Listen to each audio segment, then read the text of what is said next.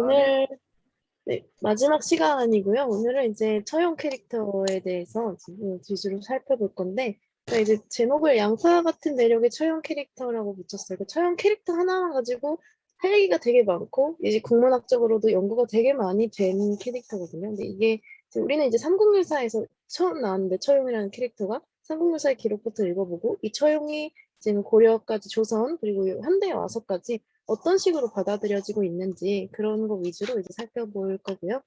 제목은 이제 처용랑 망해사라고 나와 있어요. 처용랑은 이제 처용을 말하는 거고, 처용과 망해사라는 또 절 이름이 나오고 있죠. 근데 왠지 이제 한국유사답게 뭔가 불교 이야기, 절 이야기를 할 것 같기도 하고 그런 내용의 제목입니다. 네, 바로 시작해보면 이번에는 제49대 헌강대왕 지대, 그 헌강대왕 시절의 일이에요. 그래서 헌강대왕 하면 신라 말기거든요. 조금 신라가 혼란한 상황이었다는 거 이제 가만히 두시고 있는데 이 신라 말기가 혼란한 상황이었다고 우리가 역사적 사실로 알고 있는 것과는 다르게 묘사는 되게 아름답게 예쁘게 되고 있어요. 그러면 자경사지어 해내, 그러니까 자경사는 경사, 그 수도로부터 해내, 그 바다 안에 이르기까지, 그러니까 온 나라에 이르기까지 비옥련장, 그러니까 그 집이 즐비하고 그래서 집이 가득하고 담장도 쭉 이어져 있었다. 그러니까 집이 엄청 많고 그 집이 딱 담장으로 쭉 이어져 있는 뭔가 이렇게 다들 풍족하게 잘 살고 있는 그런 모습을 묘사하고 있고요. 그리고 역시 재밌는 묘사인데 무일초, 그러니까 초옥이 그러니까 초가집이 하나도 없었대요. 우리 흥부놀부 보면 흥부는 초가집 살고 놀부는 기와집 살잖아요. 그러니까 흥부는 가난해서 초가집 사는 거고 놀부는 이제 어느 정도 부유하니까 기와집에 살고 있는 건데 무일초옥이라는 거는 그 흥부 같은 초가집이 하나도 없었다는 거죠. 그만큼 이제 모두가 부유하게 살고 있던 그런 시대였다라고 서술이 되어 있는 거고요. 생가 불절도로 생은 이제 피리 생자고요. 가는 많이 봤죠? 노래의 가자.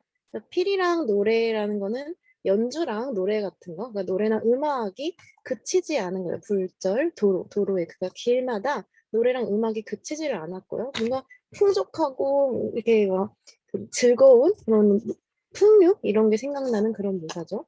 그런데다가 날씨까지 풍우 조어 사시 풍우 그 바람과 비가 이제 조화로웠다 조화로웠다 사시 그러니까 사계절에 그러니까 사계절 다 날씨가 너무 괜찮았다. 그냥 완전히 태평성대를 묘사하고 있는 거죠 지금. 근데 이때 이제 어시 이제 이때 이거 이에 대왕이 유개운포, 그러니까 대왕이 개운포에 이제 놀러 갔던 거예요. 근데 놀렸자는 우리가 왔다시피, 그러니까 단순히 놀러 갔다기보다는 이런 뭔가 주술이나 이런 거랑 관련이 있거나 아니면 뭔가 목적이 있어서 가는 그런 내용의 글자였죠. 대왕이 이제 어쨌든 개운포에 놀러 갔대요. 개운포라는 거는 제 학성 서남, 지금 이제 이때 이련이 쓴 학성의 서남 쪽에 있는 것으로 금 울주, 지금 울주이다라고 설명이 되어 있어요. 개운포에 대한 설명인데, 울주라는 거는 지금 현재 이제 울산에 있는 그 울주죠. 그래서 여기가 이제 울산을 배경으로 쓰여지고 있다, 이런 걸 알려주는 대목이고요. 어떤 개운포라는 곳에 놀러 갔대요. 근데 놀러 갔다가 왕장환가, 이거는 이제 임금이 타는 수레라서 그렇게 중요한 건 아니고 그 왕이 장차 이제 수레를 돌려서 이제 돌아가려고 했을 때의 얘기라는 얘기인데요. 이제 놀고서 이제 논다고 표현돼 있지만 뭔가 목적이 있는 일을 했겠죠. 이제 개운포에서 일을 하고 돌아가려는 차에 그때 주헐어 정변.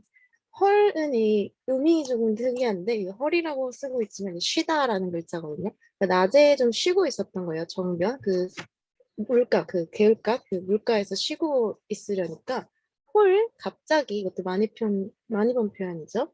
운무 명예, 그러니까 구름과 이 안개 같은 것이 명예 같은 경우에는 어두컴컴한 거거든요. 그 구름과 안개가 막 쫙 깔려가지고 어두컴컴해질 정도로 깔리게 된 거예요. 그러니까 왕이 이제 개운포에서 놀다가 돌아가려고 할 때 갑자기 이제 구름과 안개가 싹 와서 뭔가 이상한 징조를 보이듯이 그러니까 어둡게 돼서 어느 정도로 어두웠냐면 미실도로 그러니까 길을 잃어버릴 정도로 어두웠다. 그러니까 돌아가지 못하게 된 상황인 거죠. 그래서 괴도 많이 봤죠. 이제 괴이하게 여겨서 문 물었어요. 좌우에. 이것도 많이 나온 표현이죠. 저번에부터. 그러니까 좌우는 임금의 신하들을 의미해요. 임금의 좌우에 신하가 있으니까. 괴이하게 여겨서 이제 임금님이 좌우의 신하들에게 물어봤더니 일관, 그 날씨 이런 걸 관장하는 걸 일관이라 하거든요. 일관이 아래다, 아래요, 말하다니 일관이 이제 대답을 해준 거죠. 이제 물었으니까. 차, 동해룡 소변야. 그러니까 이는 동해용의 변화인데 여기서는 거의 뭐 제주 아니면 뭐 조화 이런 정도로 해석을 해요. 예전 교수님께서는 제주라고 해석하셨는데 이거는 동해용의 조화로운 뭐 제주다 변화다. 그러니까 의 마땅히 행승사 이해지. 승사라는 건 이길 승자이기 때문에 좋은 일을 말해요. 좋은 일. 그러니까 좋은 일로서 일을 풀어줘라라는 거거든요. 그러니까 동해 용이 지금 제주를 부리고 있는 거, 조화를 부리고 있는 거니까 이 안개나 그거 구름을 거치려면 좋은 일로서 풀어줘야 된다. 그러니까 좋은 일이 뭔지는 언급을 안 했어요. 하여튼 지금 헌강왕 시절의 이야기를 하려고 좀 초석을 까는 부분이죠. 49대 헌강왕 시절에 온 나라에 집이 가득하고 담장도 다 이어져 있었고요. 초가집 하나 없이 다 기와집이었고 거의 거의 풍족하게 살고 있었던 것 같고 길마다 노래 음악은 안 그쳤고 날씨도 좋고 그런 때의 일이다라고 설명을 하고 있고 그때 이제 우리 왕이었던 헌강왕이 들어오는 길에 갑자기 구름 안개가 나타나서 그래서 뭐냐 물었더니 일관이 이거는 용이 제주 부린 거니까 좋은 일로 풀어야 된다라고 얘기하고 있는 부분입니다. 그래서 다음번에 보니까 그 이제 좋은 일이라는 거를 좋은 일로 풀어주라고 했더니 이제 헌강왕이 어떤 일을 했냐면 시칙유사 일단 왕이 직접 하진 않겠죠. 칙령을 내렸어요. 유사에게 유사라는 거는 별로 중요한 건 아닌데요. 그냥 담당 관리 정도의 뜻을 갖고 있는 글자를 보시면 돼요.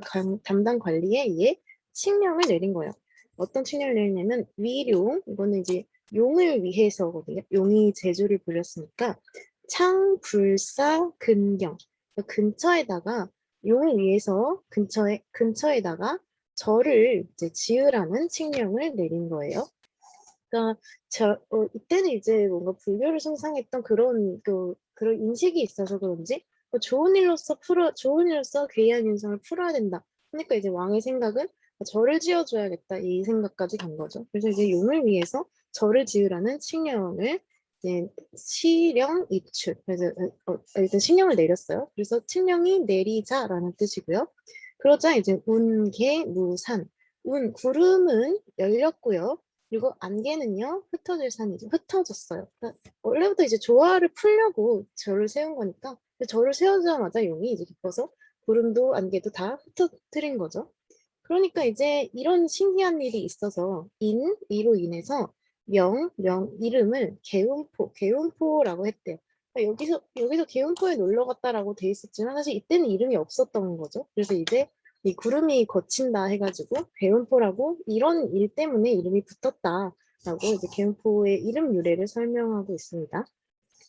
근데 이 절을 지어준 게 이제 용이 자기를 위해 절을 지어준 어지간히 기뻤나 봐요. 동해룡이 기뻐가지고 내 솔칠자 그러니까 그 일곱 아들을 데리고 이제 이걸 데리고거든요. 일곱 아들죠.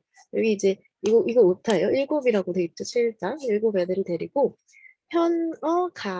가는 임금이 타는 수레라고 했죠. 그 임금 앞이라고 생각하시면 될 것 같은데 임금 앞에 나타났어요. 동해용이 기뻐가지고 자기 아들 7명을 막 데리고 그 임금 앞에 떡하니 이제 나타난 거예요. 뭘 하나 봤더니 찬덕 헌무주라.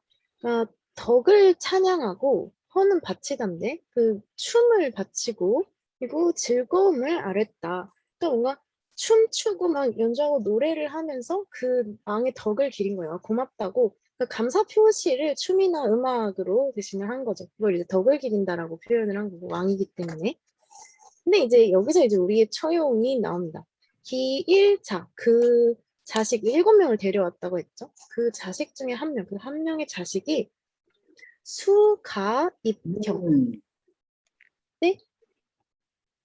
아니요. 어디로 컴퓨터로 들어가셨어요? 네? 어떤 거요?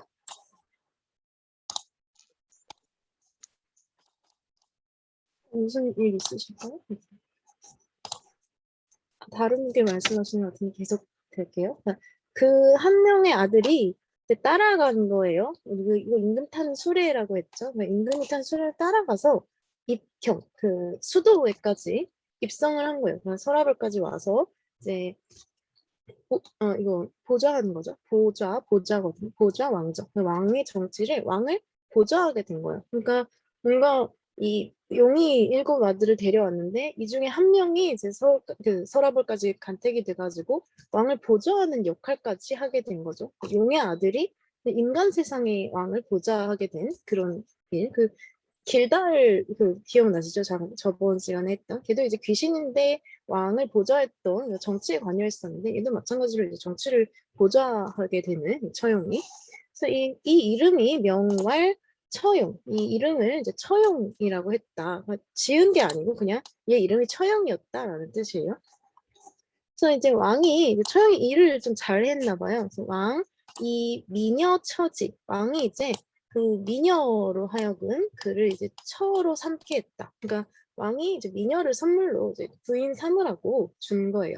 이게 왜 그랬냐면 유기이 그 뜻을 머무르게 하기 위해서. 그러니까 처용이 이제 나 안 할래 하고 도망가지 않게 여기서 계속 일할 수 있게 미녀를 선물로 이제 부인으로 삼게끔 해준 거예요. 선물을 준 거죠. 그리고 이것도 모자라서 그냥 우사급간직, 급간이라는 직책을 선물로 주기도 해요. 벼슬까지 기여를 한 거죠. 근데 이제 이 아내를 줬던 이 사건 때문에 새로운 사건이 발생을 하는데 이 아내 때문에 이 아내 때문에 미녀라고 나와 있죠. 미녀인 이 처 때문에 그 처가 극심히 아름다워서 이제 신라인의 아름다움 하면은 조금 질릴 만큼 많이 봤죠. 그 처용의 아내도 너무 극심하게 아름다웠던 거예요. 이거는 보통 미의 탐색자를 만들잖아요. 이번에 이제 미의 탐색자는 역신이었어요. 역신이 이제 역병을 몰고 오는, 전염병을 몰고 오는 신이거든요. 그 역신이 그를 흠모했어요. 얼마나 아름다웠으면 전염병의 신이 그 아내를 이제 사랑하게 된 거죠. 이제는 또 역신의 이야기로 넘어갑니다. 변위인, 이거 삼국유사에서 맨날 이러죠. 갑자기 주어 없이 급전개되는 거.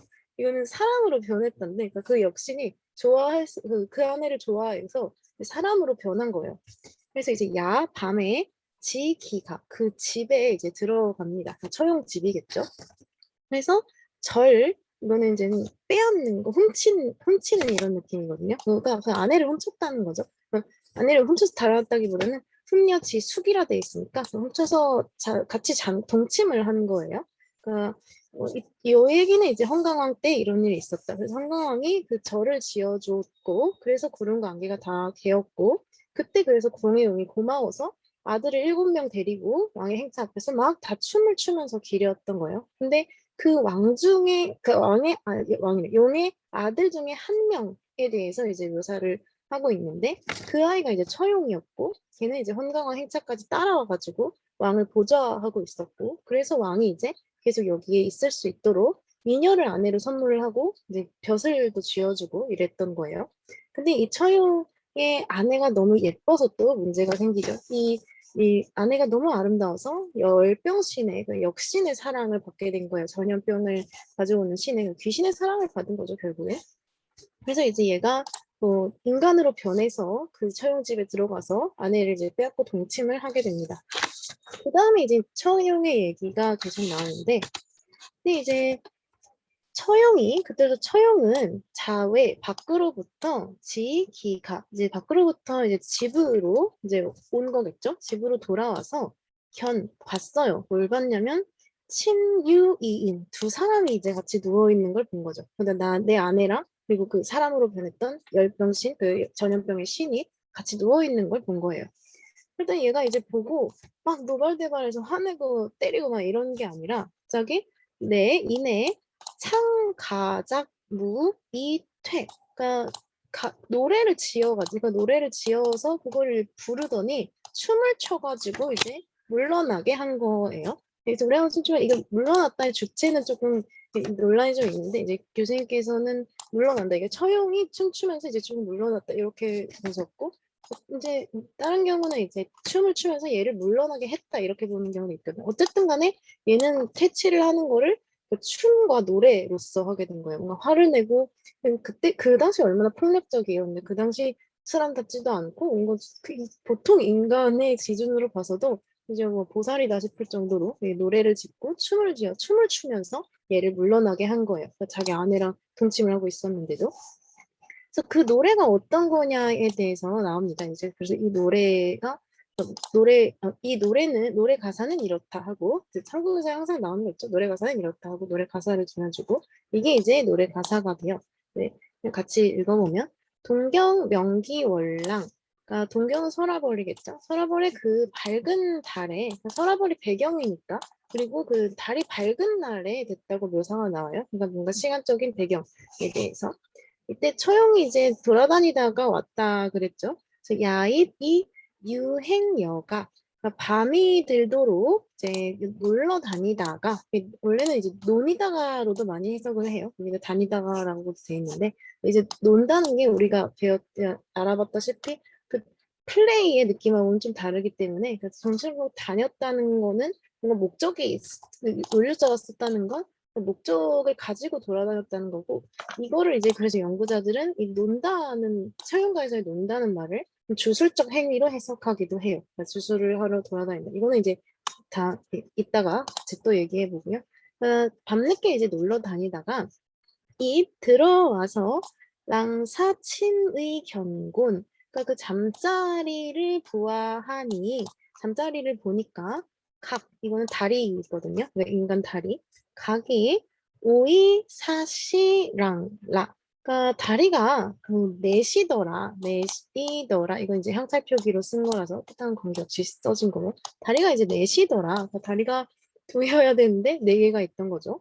그래서 여기서 이제 재밌는 표현이 나온다.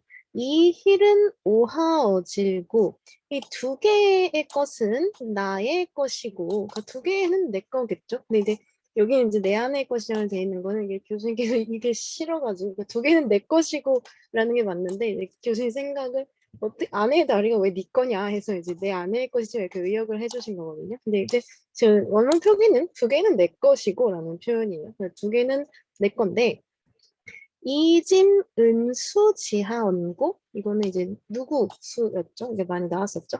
그 두 개는 내 건데 그 두 개는 그럼 저거는 누구 것이냐라고 보는 거죠. 그러니까 역신달이 저거는 누구냐 이렇게 얘기를 하는 그런 가사를 지어놨어요. 조용히.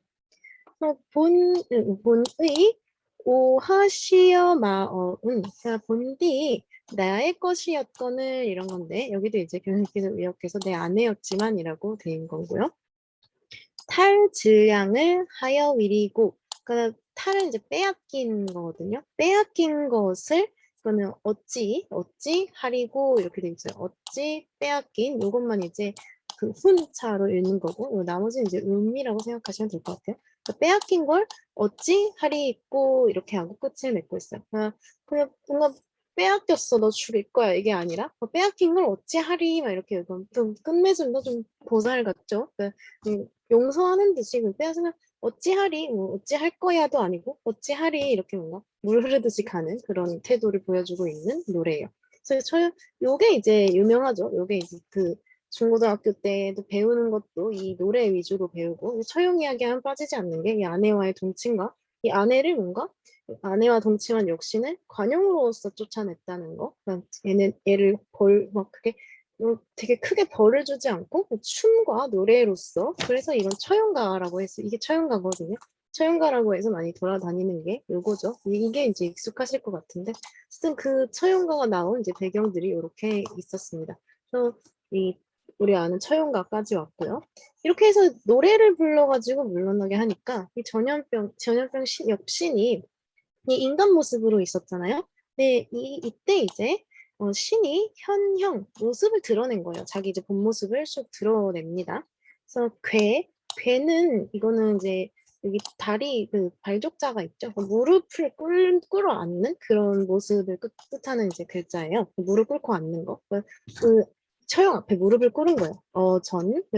앞에 무릎을 꿇고 말하기를 오, 내가 선공지처, 공의 부인을 탐냈어요. 그래서 탐내가지고 지금 이제 범지이, 그를 이제 범하기까지 했는데 공은 불견노, 노는 이제 화날, 희노애락 할 때 그 노자. 화를 내지 않았어요. 그러니까 분노를 보이지 않았습니다. 라고 하는 거예요. 그러니까 걔 입장에서 역시는 그거에 감동했던 거예요. 자기가 이렇게 큰 죄를 남의 아내를 뺏는 큰 죄질을 저질렀는데도 화를 내지 않았던 거죠. 그리고 노래를 불러줬잖아요. 그러니까 여기에 자기는 이제 감복했다. 이거 선덕여왕 때도 많이 나왔죠.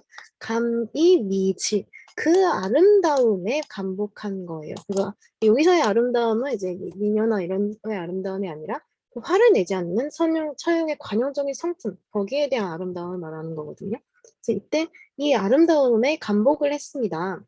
그래서 서는 우리 그 서약하다 할 때 그 맹세하는 자, 금 이후 맹세하는데요. 이제 지금 이후로 견화공지 형용, 그 내가 보면 화는 그림 화자인데 공의 이제 그 모양이나 얼굴, 공의 얼굴이나 모양이 이제 그려진 그림을 보면 그 그림 공의 그림만 보여도 불입 기문이, 그 문에 들어가지도 않겠습니다. 문 앞에 이제 의역하면 얼씬도 하지 않겠습니다. 이렇게 서약을 한 거예요.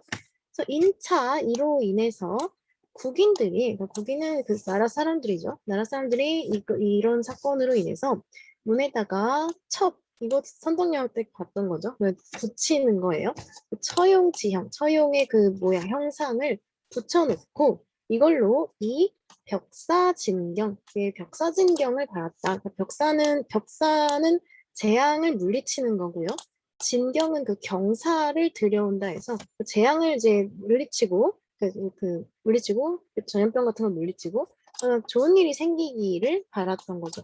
그래서 이제 이 처용의 못을 문에 붙여서 이제 귀신을 쫓게 되는, 그러니까 처용 얼굴이 귀신을 쫓는 데 쓰이는 그런 걸로 이제 쓰이게 된 계기가 나오고 있는 거죠. 그리고 아마 여기까지가 이제 처용 내용이 익숙하실 거예요. 처용이 관용적 상품에 감동을 해서 이제 역신이 나는 이제 공의 얼굴만 봐도 얼씬하지 않겠다라고 얘기를 하고, 그래서 이제 처용의 얼굴이 또 귀신 쫓는 상징이 됐던 거. 그래서 벽사진경이라고 하면 이제 귀신을 쫓고 경사를 불러들이는 거니까 좀 주술적이고 무속적인 거죠. 이런 것들에 대한 이제 유래가 나오고 있고요. 그 다음에 이제 조금 더 붙어 있어요. 그러니까 왕기환, 왕이 이제 돌아갔을 때, 이거는 이제 저 앞에서 다시 이어지는 거예요. 여기서 이제 왕이 다시 돌아간 게 아니고, 왕이 돌아갔을 때, 삼국사에 자주 쓰이는 거죠. 여기 갔다가 저기 갔다가, 이 왕기가 다시 돌아갔을 때, 그때 이제 내복, 영취산, 동록, 승지치사. 그러니까 그때 이제 점을 쳤는데요. 어떤 걸 점을 쳤냐면 승지를, 그 좋은 땅에 점을 쳐가지고 그 좋은 땅에 어디 좋은 터였냐면 영취산의 동쪽에다가 동쪽에 좋은 땅을 점쳐서 거기에 이제 이 절을 두었대요. 그 왕이 돌아가서 그 언덕 좋은 터에다가 동쪽 좋은 터를 점쳐서 거기에 이제 절을 둔 거예요. 근데 여기에 이제 망해사, 여기 그 자료집에 망덕사라고 나와 있는데 이거 오타고요. 여기 그 제목에 나와 있는 것처럼 망해사입니다. 서영랑 망해사가 제목이었죠. 그래서 망해사, 이거는 이제 망해사라고 한다. 역명 또는 뭐라고 이름하냐면 신방사라고도 말한다 라고 얘기가 되어 있습니다. 그 절에 대한 얘기가 다시 이제 나오고 있죠. 그때 이것이 근데 중요한 거는 내 위용이치야. 그러니까 위용은 용을 위해였죠. 그러니까 용을 위해 둔 것이다. 이것이 이제 앞서 말한 그 용을 위해 세운 그 절이다. 라고 얘기를 한 거예요. 그 절의 이름에 대해서 서술하다 깜빡했나? 갑자기 여기 이제 나오고 있어요. 그 다음에 이제 황강왕 얘기를 계속합니다. 또한 포석정에 행차했는데, 이거는 이제 포석정에도 행차했었는데, 그러니까 포석정에 행차했을 때도 있었는데, 요런 얘기예요. 그래서 새로운 얘기를 하려고 이제 또 자를 쓴 거고, 그때 포석정에 행차했을 때 얘긴데 하면서 시간이 되고 있습니다. 이때는 이제 남산신이 나와요. 남산신이 나타나가지고 어전하면 이제 이거는 이제 임금 앞이라고 생각하시면 돼요. 임금의 앞에서 막 남산신이 나타나서 춤을 추었대요. 포석정에 했을 때의 일인데 그때 이제 남산신이 임금 앞에서 나타나서 춤을 춘 일도 있었다. 좌우는 이제 신하들을 얘기한다 했죠. 신하들은 보지 못했는데 왕독견지, 왕이 홀로 그거를 보았대요. 왕이 이제 혼자 그걸 본 거예요. 무슨 남산신이 앞에서 춤을 췄었는데 뭔가 걔가 좀 신이어서 그런지 뭐 어디가 안 보였는지 그 신하들은 못 보고 왕만 혼자 그걸 본 거예요. 유인현, 그러니까 인간의 모습으로 나타나서 무어전, 왕의 앞에서 이제 춤을 췄고, 그 남산신이. 그래서 왕도 왕도 이제, 왕 스스로도 이제, 공자도 따라서 이제 춤을 춘 거예요. 그래서 이상시지는 그냥 그런 모습을 보였다라는 얘기예요. 그 소석정에 갔을 때는 남산신이 왕의 앞에서 춤을 췄고, 왕도 그거 따라 춤을 추는 그런 모습을 보이고 있었다라는 얘기고요. 그때 이제 그 신지명, 그 신의 이름, 그 남산 신의 이름을 누군가는 상심이라고도 불렀으므로 상심이라고 불렀대요. 그래서 고지금 국 임전차무 이거는 무슨 말이냐면 이 상심이라고 불렀기 때문에 그런 고로 그 지금의 이제 나라 사람들이 이거를 이 춤을 전할 때 뭐라고 전하냐면 어무상심이라고 한다. 그러니까 임금 앞에서 임금이니까 이게 임금이 췄던 상심춤이라고 한다. 그러니까 상심춤. 근데 이제 혹왈 산신이랑 발음이 이제 비슷하죠. 그래서 우리가 아는 그 산신령 할 때 산신이요.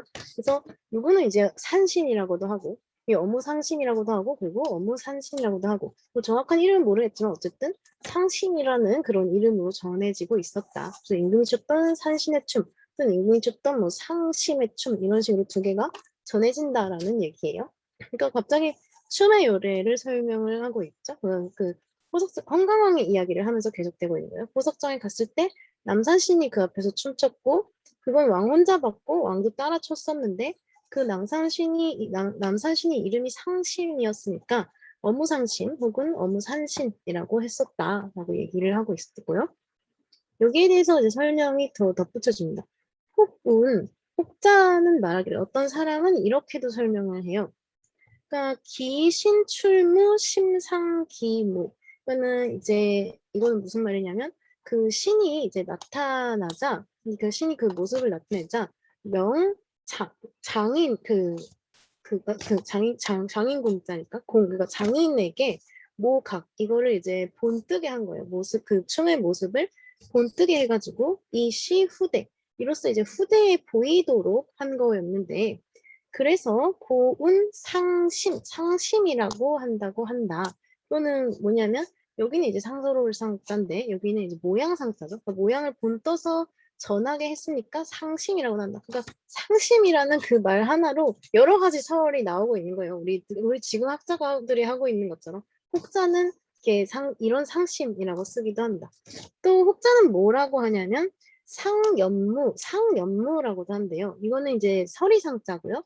이거는 수염염자예요. 그러니까 서리수염이라는 건데 흰수염이라고 생각하시면 될 것 같아요. 그 산신 보면 수염이 이렇게 쫙 길잖아요. 그런 모습을 나타내 그 상연무라고 하기도 하는데 얘도 이제 설명을 합니다. 찬의 이 기형칭지 이거는 그냥 그 모양, 그 산신의 모양을 보고 지칭한 것이다, 칭한 것이다 라고 얘기를 하고 있어요. 그러니까 이 상심이라는 거에 대해서 여러 설이 나오고 있는 걸 이제 얘기를 해주고 있는 거고요. 그 다음에 이제 여기 보시면 우행 이번에는 여기도 이제 또한 포석정에 갔을 때 얘기를 했는데 여기도 또한 행차했을 때 이번에 어디에 행차했었냐면 금강령에 행차했을 때 얘기를 합니다. 이때는 또 뭐가 나왔냐면 북악신이 나와요. 북악신이 이제 나와가지고 북악신이 이제 춤을 췄는데 그거는 이제 옥도검이라고 했다. 그 춤을 이제 옥도검이라고 했거든요. 춤 얘기를 계속하고 있죠. 행차했을 때 만난 그 신이 췄던 춤의 이름이 뭔지. 옥도검이라는 거는 옥으로 만든 그 칼과 자물쇠라는 뜻인데 어쨌든 뭐 그렇게 차고 쳤었나 봐요. 그런 칼이나 자물쇠 같은 거. 그 다음에 또 자가 또 나오죠. 이번에 또 딴 데에 간 거죠. 동례전연시. 여기 보시면 이거 동례전에서 그 잔치를 열 때, 이번에는 어디 행차하러 간 건 아니고 동례전에 잔치를 열었던 거예요. 그냥 이제 나라 사람들끼리. 그때도 이제 신이 나타나요. 지신, 땅의 신이 나타나가지고 춤을 춥니다. 무자니까. 이때는 이제 지백급간, 이 춤은 또 지백급간이라고 했다. 지백급간은 이제 급간 벼슬을 진 땅의 주인이라고 굳이 풀어 쓰자면 이렇게 돼요. 진짜 그냥 그 명칭이 지백급간이었다라고 아시면 되고, 어법집이라는 책이 오늘 말하기를 보면 우시산신헌무, 그러니까 이 무렵에 이제 산신이 춤을 바쳤는데, 춤을 췄는데 그 창가운 그 노래를 부르는 거 말하는 게 그 노래 가사가 뭐였냐면 지리다 도파 등자 이렇게 돼 있거든요. 그러니까 등이라는 것은 우리가 쓰는 뭐뭐 등 이런 거랑 똑같는데 여기서는 조금 그 범위가 좀 넓어서 지리다 도파 어쩌고다 이런 식의 표현이라고 보시면 돼요. 그러니까 지리다 도파 자체도 알아둘 수 없는 건데 지리다 도파 어쩌고 저쩌고 이런 식의 노래였다라고 설명이 되어 있는 거예요. 그러니까 지리다 도파 어쩌고 하는 노래를 불렀다로 해석이 돼 있죠. 그러니까 이게 개언, 이제 무슨 말이냐면 하고 설명이 됩니다. 이 지리 국자, 그러니까 알 거죠. 그 나라를 다스리는 나라를 다스리는 자들이 알고서 전부 다 거의 모두 달아난다. 달아난다는 뜻이다. 그러니까 나라를 다스리는 자들이 알고 다 달아난다는 뜻이 있다. 보면 여기 안다, 다스리다, 이거죠. 이거는 그리고 도는 음창가 뭐죠? 도망갈 도자를 이렇게 도자로 쓴 것 같고 이렇게 설명을 하는 것 같아요. 나라를 다스리는 자들이 알고 도망간다는 뜻이다. 근데 뭘 아냐면 이제 여기는 도읍이 장차 파운위야. 그 도읍이 장차 이제 부서질 거라는 거, 그러니까 무너질 거라는 거, 그런 것들을 이제 망한다라고 표현하면 되겠네요. 그러니까 신라가 장차 망할 거라는 걸 알고 도망간다. 그럼 여기 도읍도자는 그냥 도읍 의미일 수도 있겠네요. 영차가 아니고. 저는 도읍이 장차 망할 거를 알고 이제 도망간다. 그런 걸 이루는 거다라고 얘기를 하고 있습니다. 그래서 뒤에 지신도 나왔고 산신도 나왔죠. 그래서 춤춘 애들. 그들이 이제 지국장망. 이 나라가 곧 망할 것을 알고서 이제 나라가 망할 것을 알고서 그래서 작무 이 경지 그 춤을 지어가지고 이거를 이제 경고한 건데 국인불 오는 깨달을 오자거든요. 그러니까 나라 사람들이 이거를 깨닫지 못하는 거예요. 그래서 위현서 오히려 이걸 깨닫지 못하고 상서로울 서자인데 상서로운 일 그냥 기이하고 오히려 좋은 징조 그런 좋은 징조로만 여겼다고 된 거죠. 그러니까 탐락 자신 그러니까 탐하고 막 그렇게 뭐 향락 차치 부리고 막 그런 것들 그리고 유흥 같은 것들 그런 걸 더 심하게 즐기게 돼서 고국종망 그런 거로 나라가 마침내 끝내 망하게 됐다라고 얘기를 하고 있어요. 그러니까 결국에는 처음에는 태평성대로 시작을 했죠. 뭔가 기와집도 쭉 늘어서 있고 초가집은 없었고요. 노래나 이런 것들이 쭉 오고 있는 그런 태평성대였는데 여기서 이제 그런 마지막에는 이제 산신나 지신나 다들 온갖 신들이 막 왕한테 앞에 와서 다 춤을 췄는데 그게 이제 경고춤이었다는 거죠. 지리다 도파도파 하면서 나라 다스리는 사람들이 알고 도망간다 그런 뭔가 알고 도망간다 뭐 이런 식으로 경고를 한 거였는데 왕도 못 깨달았고 심지어 신하들은 보지도 못했고 아무도 나라 사람들도 아무도 이제 깨닫는 사람이 없었고 그러다 보니까 계속 향락사치 이런 거는 더 심해졌고 그래서 결국엔 나라가 망하게 됐다라고 얘기가 되고 있는 거예요. 그러니까 오늘은 이제 여기 먼저 이거를 백수 차원에서 쭉 읽고 쉬고 나중에 이제 총 얘기를 다시 한번 더 할게요. 그러니까 정리를 하면 49대 선가왕 시절이었어요. 이때 우리가 알고 있기로는 뭔가 좀 그러니까 신라의 말기니까 뭔가 그래서 조금 놀라운 시기. 근데 이거는 이제 뒤에 나오고 앞에 부분은 이제 좋은 서술이 나옵니다. 그래서 태평성대 그런 태평성대 그런 시대였고요. 그때 물가에서 왕이 쉬고 있었는데 갑작스레 이제 깜깜한 구름 안개가 쫙 끼는 기이한 일이 일어난 거예요. 그래서 주변에 이제 신하들한테 물었더니 이제 일관이라는 신하 중 한 명이 말하길 이제 동해 용이 재주를 부린 것이니까 좋은 일로 풀어줘라. 그래서 이제 성가왕이 선택한 좋은 일은 절을 짓는 것이었어요. 그러니까 이게 망해사였다고 나중에 설명이 나오죠. 절을 지으라는 칙령을 내리니까 그때 구름과 안개가 싹 다 짓게 됐고 그래서 그곳을 이제 개운포라고 이름을 짓게 된 거예요. 그 동해용은 자기를 위해 이제 절을 지으라는 칙령을 내려줬으니까 기쁜 마음에 자기 아들들 7명을 다 데리고 왕의 행차 앞에서 막 춤추면서 그 덕을 빌었어요. 여기서의 춤은 경고가 아니었어요. 그냥 덕을 찬양하는 그 왕에게 감사의 표시로서의 춤이었는데 이때 이제 처용이라는 이름의 아들이 있었고 얘는 이제 홍강왕을 따라와가지고 설화벌까지 왕을 보좌하게 됐습니다. 그래서 이 보좌하면서 왕은 처용이 여기서 계속 일을 도와줬으면 했는지 정착하도록 미녀를 아내로 이제 주고 극간이라는 벼슬도 내렸어요. 근데 이 아내가 너무 예쁜 나머지 그 이야기가 하나 생깁니다.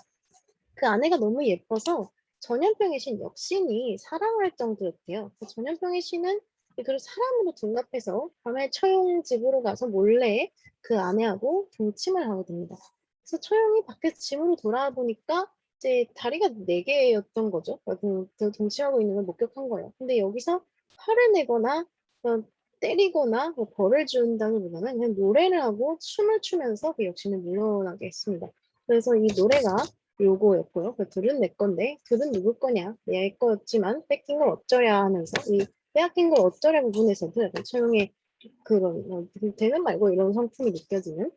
그래서 이 노래를 듣고 이제 전염병 신이 감격을 해버린 거예요. 나를 왜 안 혼내지? 또 그러면서 처형하고 무릎을 꿇고 내가 이렇게 큰 죄를 저질렀는데 어떻게 노여하지도 않으시냐. 그 아름다운 성품에 나는 감격했다. 그러니까 이제부터 맹세하겠습니다. 그 처형님 그 공의 그림만 보여도 그 집 문 앞에도 얼씬하지 않겠습니다. 이렇게 해서 이제 처형의 모습을 신라 사람들이 문에 붙였고요. 그 문에 붙여서 귀신을 쫓는 용으로 사용을 했던 거예요. 그 귀신을 쫓고 그냥 물리치고. 그때 그 도안의 비영랑 나올 때 그런 거랑 좀 비슷하죠. 그 비형의 얼굴 이런 것들. 그래서 왕이 돌아가자 이거는 이제 다시 망해사 설명이 덧붙여줍니다. 울산 영천 동쪽 좋은 언덕터에 떼신 망해사, 그 신망사라는 이름의 절을 세우고 그게 이제 앞에 말한 용을 위해 세운 곳이다. 그리고 이제 황당한 얘기가 계속해서 이어져요. 근데 앞에 좀 훈훈했던 얘기랑 좀 다른 얘기가 이어집니다. 황당이 포석정에 갔을 때요. 남산의 신을 만났는데 아무도 못 봤고 왕만 혼자 봤는데 얘가 이렇게 춤을 췄는데 우리는 이제 뒷얘기를 아니까 이게 경고 치는 걸 알죠. 근데 이거 추는 거 못 본 거 왕이 혼자 봤는데 왕도 그거 그냥 따라서 춤추는 그런 무지한 을 보여줬고 이때 이 낭사의 신을 상심이라고 불렀는데 이 상심 가지고 여러 설이 나옵니다.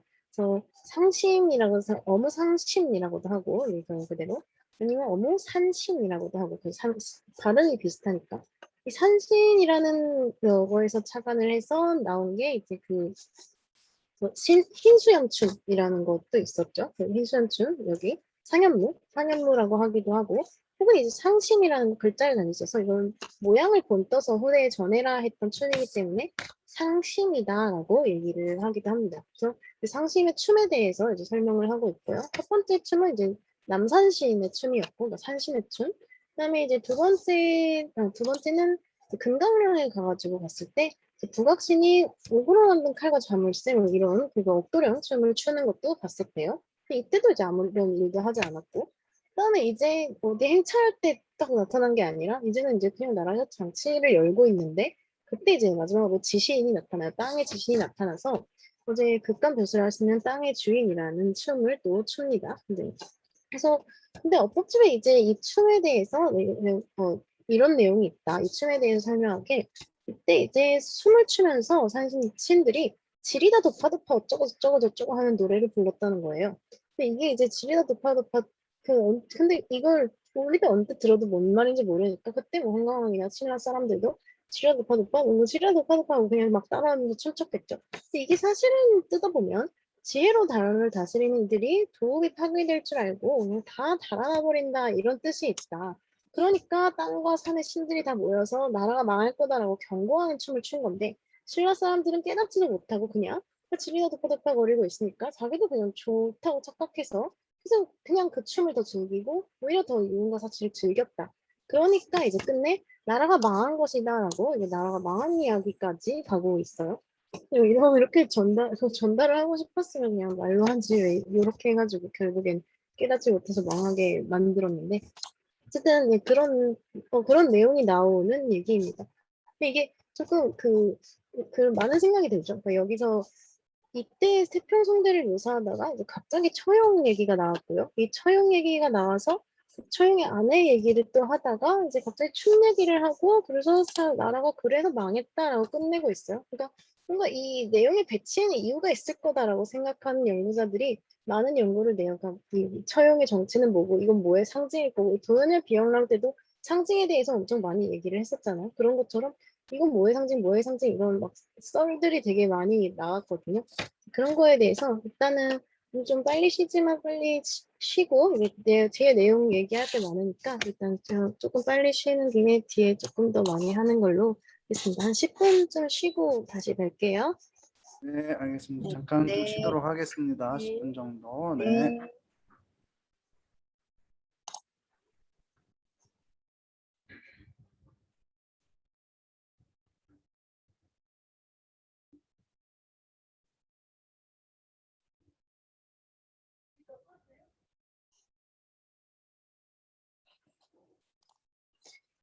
네, 이어서 시작하도록 할게요. 그래서 이제 처용은 누구인가에 대한 얘기를 할 텐데요. 그러니까 이 처용이 이건 이제 신라에 나왔던 처용의 첫 얘기인데 신라에서 끝나지 않아요. 이게 고려에서도 처용이 나오고 기록으로만 봤을 때도 조선에서 공연이 됐기 때문에 처용무라는 게 조선 궁중까지도 이어지기도 하고 혹 또 현대에도 이제 처용을 가지고 컨텐츠를 막 많이 만들고 그러거든요. 우리가 우리가 우리가 아이고, 유명한 캐릭터 뽀로로, 둘리 이런 것들 있잖아요. 둘리는 둘리 하나에만 나오는 게 아니고 어디 뭔가 초능력스러운 게 있으면 둘리는 초능력, 초록색 공룡 그리고 철없는 애 이런 것들 뭐 뽀로로 노는 게 좋은 애, 펭귄, 안경 막 이런 것들 이런 캐릭터성을 가지고 어디에도 막 배치가 되죠. 피카츄 같은 것도 전기 쓰는 애, 그리고 빨간 볼 막 이런 캐릭터성이 있잖아요. 그래서 뭔가 감전주의 이렇게 있을 때 거기 옆에다 이렇게 피카츄 갖다 놓으면 하나도 이상하지가 않죠. 왜냐하면 피카츄는 전기를 쓰는 아이 그런 캐릭터성이 딱 굳혀졌기 때문에 어디에도 막 현대적으로 어느 시대에도 또 들어가도 이상한 게 아닌 거예요. 그래서 처형도 다 각자의 시대에 들어가서 시대에 맞게 뭔가 그 처형의 캐릭터성을 유지한 채로 뭔가 조금씩 다른 그 변형을 보이면서 그 처형이라는 캐릭터가 생명력을 가지게 되는데요. 일단은 난 처형은 처형의 캐릭터성은 피카츄의 전기 같은 것처럼 역신을 쫓는다는 거. 그래서 역신이라고 하기엔 열병신, 그러니까 전염병의 신, 아니면 귀신 같은 걸 쫓는 거, 귀신이나 도깨비를 쫓는 역할 첫 번째. 두 번째는 이제 성품 문제죠. 관용적인 거. 항상 관용이고 관대하고 뭔가 성품, 뭐 보살적인 성품 이런 것들이 있는 거. 그리고 세 번째 하나 덧붙이자면 그 약간 가무? 그러니까 노래나 춤 같은 것과 같이 나오게 돼요. 보통 태평성대에 나올 때가 많고 노래랑 춤으로써 뭔가를 한다는 그런 것들이 이제 처형의 대표 캐릭터성이라고 할 수 있는데 이런 이제 세 가지를 기억하면서 이제 일단 고려의 처형을 보게 될 거고 그다음에 이제 현대 처형 제가 짧은 영상을 보면서 이제 현대에는 어떻게 처형이 나오고 있는가 그런 걸 보면서 또 처형의 캐릭터성이 어떻게 계속 살아남고 있는지를 말씀드릴까 해요. 일단 이거는 이제 고려 처용가예요. 아까 그거는 이제 신라의 처용 얘기고 그때부터 있던 처용가는 신라 처용가인데 이거는 이제 고려 시대에 나왔던 처용가라고 해서 고려 처용가라고 하거든요. 고려 시대 민간인들에게서 불렸던 처용가인데 여기도 처용이 나오는데 약간 이제 물론 비슷한 성격 비슷하고 이제 캐릭터성 그대로 가지고 있지만 살짝 조금 달라요. 이거 보면 신라 성대 밝은 성대요. 신라라는 그 배경을 유지했습니다. 천하가 태평함은 임금의 덕이다. 또 태평할 때 나왔죠. 처용아비여 그러면서 중요한 말이 나와요. 이로써 인간생에 서로 말하지 아니하시니, 그러니까 서로 탓하지 아니하시니, 이게 바로 이제 처용의 관용적 성품을 말하는 거거든요. 그래서 서로 탓하지 아니하시니, 그러니까 관용적 성품으로서 삼재팔난, 그 삼재라고 하죠, 우리 사주에서도. 그 삼재나 아니면 팔난, 그 8가지 어려운 그런 고난, 그 재난 같은 것들이 한시에 소멸하셨다. 그러니까 소용의 관용적 성품이 뭔가 안 좋은 거를 소멸시킨다는 거, 그런 캐릭터성을 아직도 가지고 있고요. 근데 이제 처용을 좀 더 자세하게 묘사하고 있어요. 그러니까 처용의 얼굴의 모습에 대해서. 그래서 와, 아비의 모습이요. 와, 아비의 모습이요 하면서 이제 처용의 얼굴이 직접 묘사가 됩니다. 머리에 가득 꽃이 겨워서 기울어진 머리를 기울어질 정도로 꽃을 이제 막 이렇게 쓴 거예요. 이 꽃은 이제 모란꽃이라고 하는데요. 그 모란꽃하고 그 열매가 달린대요. 복숭아 열매라고. 비영랑할 때 알았었죠. 그 복숭아가 귀신 쫓는 역할을 하잖아요. 근데 여기서도 이제 뭔가 귀신 쫓는 처형의 모습이 계속 이어지고 있는 느낌. 머리 가득 이제 꽃에 겨워서 기울어진 머리. 아, 수명이 장사하셔 넓은 이마. 산처럼 무성하신 눈썹. 애인과 서로 마주보듯이 온화하신 눈.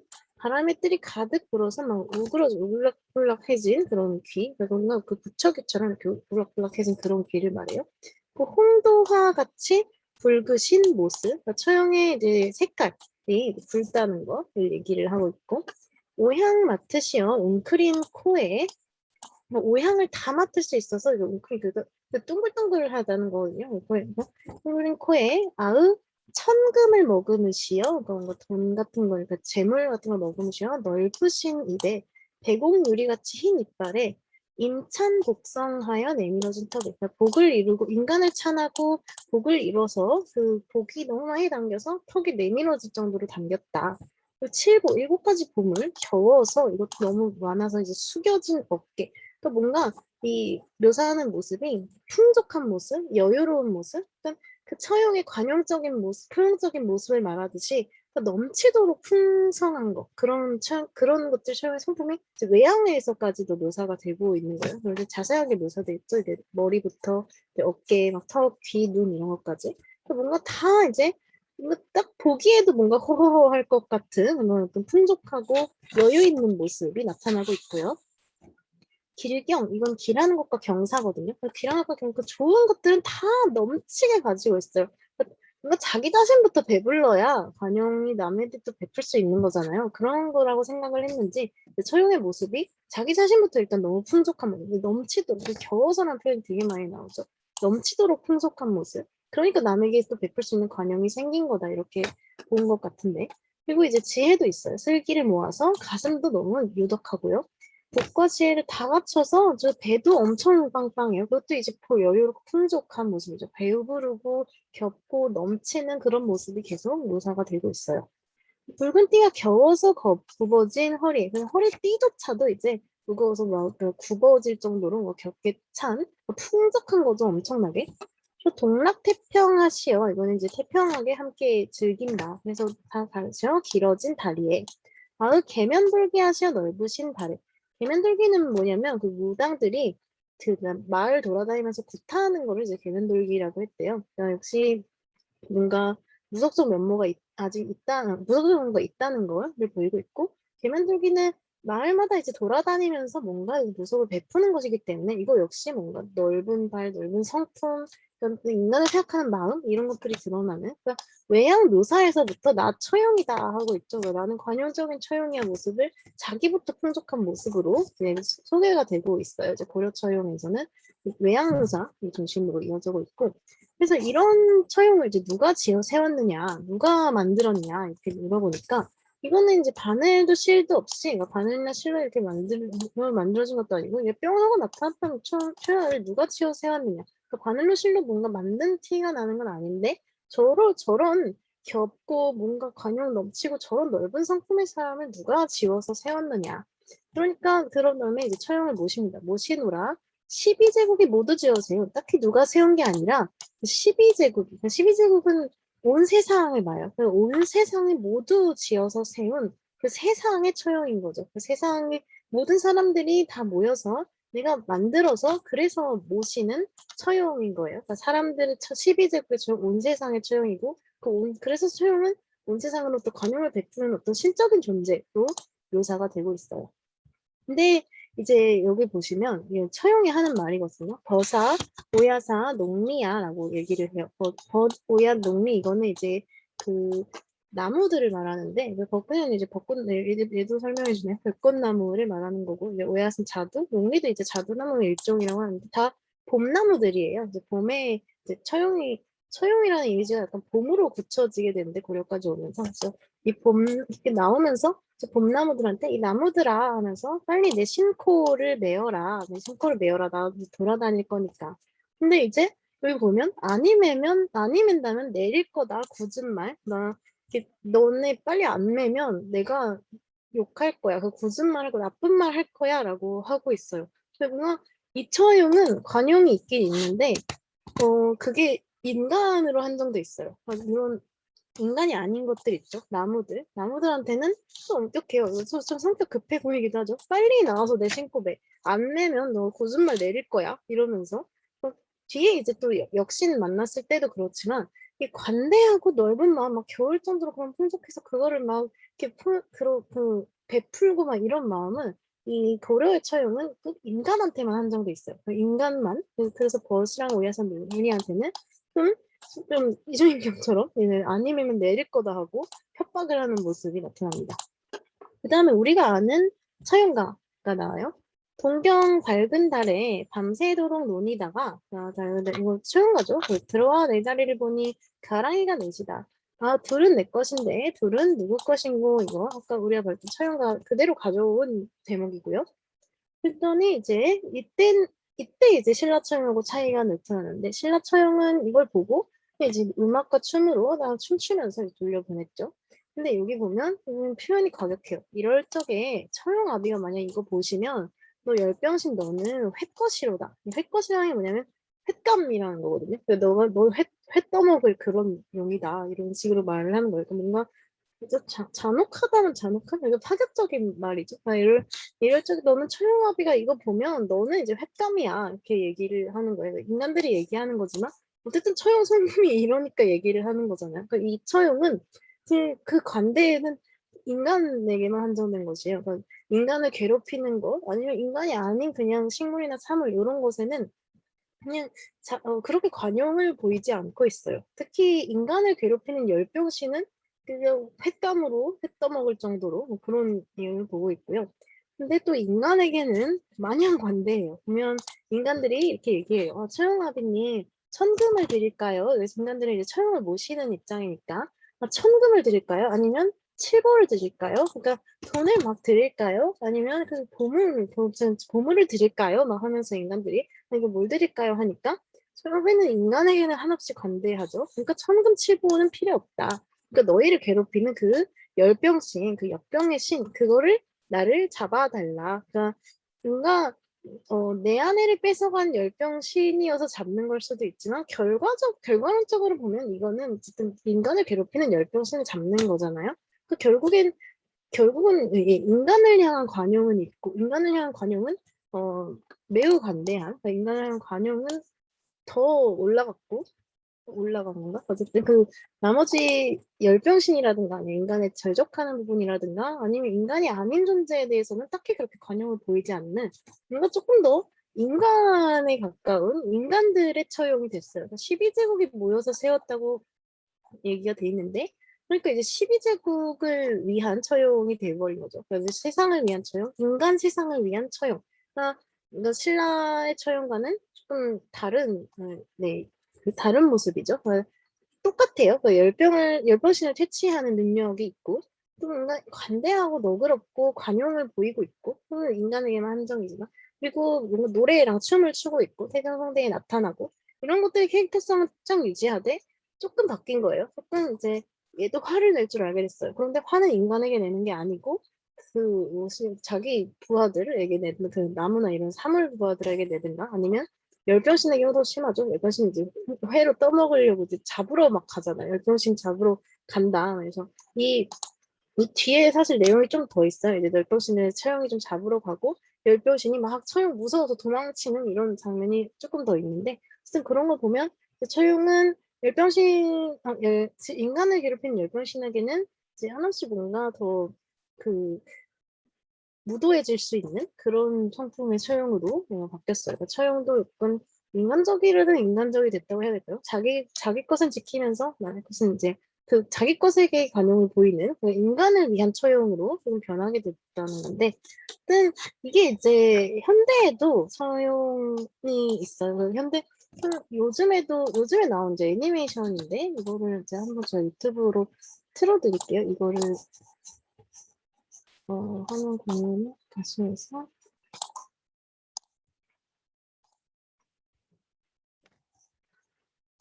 보이나요? 유튜브 화면?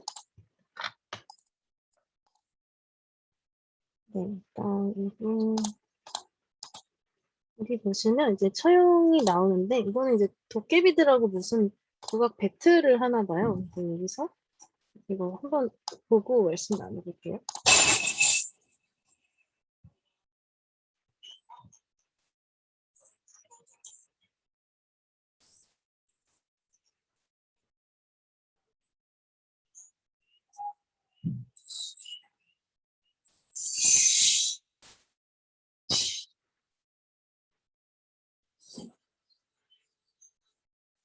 얘가 이제 처형인 거죠.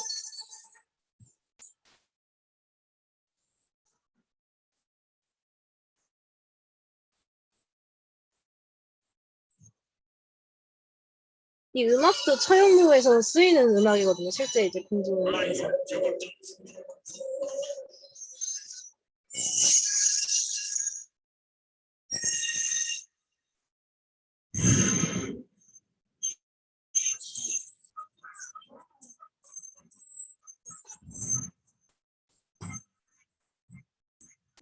우리 시대에 맞게 좀 힙해졌어요, 처형.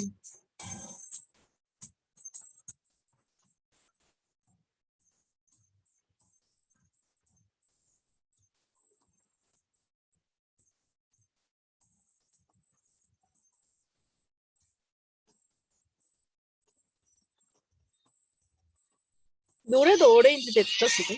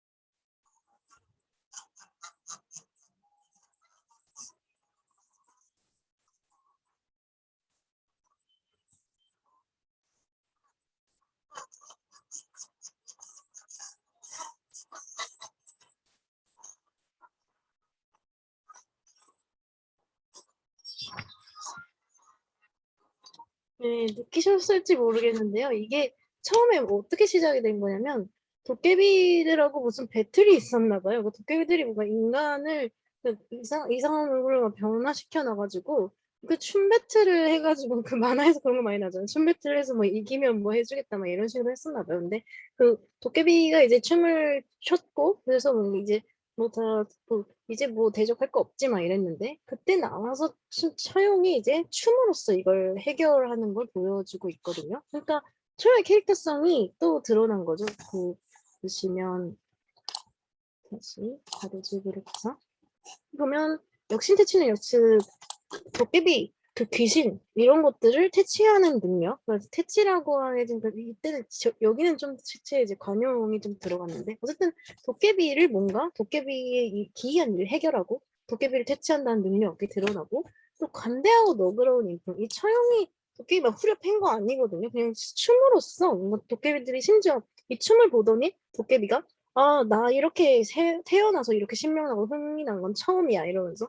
우리 다 같이 하고 막 그 인간 문제도 해결해주면서 우리 다 같이 막 춤추자 막 이러면서 다 같이 춤을 추고 끝나게 되죠. 그 관대하고 너그러운 심정이 또 그대로 살아있고 역시나 가무가 나오면서 그러니까 노래랑 춤으로써 뭔가 해결하는 이 처용의 캐릭터성이 그대로 살아있게 됐어요. 근데 이제 느끼셨겠지만 그 신라의 처용은 그 역신까지도 포함할 수 있는 관용이 있어요라고 해서 그 역신까지도 뭔가 춤으로써 포용하려고 하고 그런 처용의 관용들을 보여줬던 조금 좁은 관용이었죠. 근데 이제 고려에 와서는 조금 더 좁아져요. 그러니까 이거는 관용이 인간에게 한정돼 버려서 역신은 인간에게 제일